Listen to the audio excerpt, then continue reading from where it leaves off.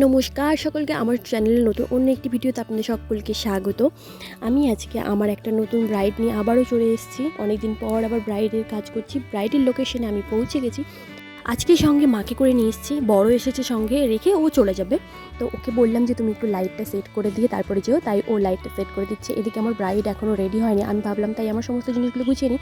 তারপরে ব্রাইডকে প্রথমেই শাড়িটা পরিয়ে নিয়েছি।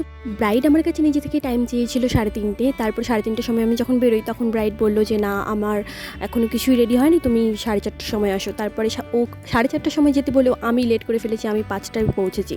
তো লেট হয়ে গেছিলো অনেকটা, তাই ফটাফট একটু হাতটা একটু তাড়াতাড়ি চালিয়ে নিতে হয়েছিল। আর ঠিক সময়ে লাইনটা চলে যায়, যে কারণে ব্রাইডের প্রচণ্ড অস্থির লাগছিলো আর গরমও ছিল। ফাইনালি আমার ব্রাইড একদম কমপ্লিট রেডি হয়ে গেছে। এখন ও শুধু ওড়নাটা দেবো, আর ওড়নাটা দিয়ে ওর ফুল লুকটা কমপ্লিট হয়ে যাবে। এই হচ্ছে আমার আজকের এই ব্রাইডের ফাইনাল লুক। ওকে কেমন লাগছে তোমরা সবাই লাইক কমেন্ট শেয়ার করে দিও, আর কমেন্টে জানিও ওকে কেমন লাগছে।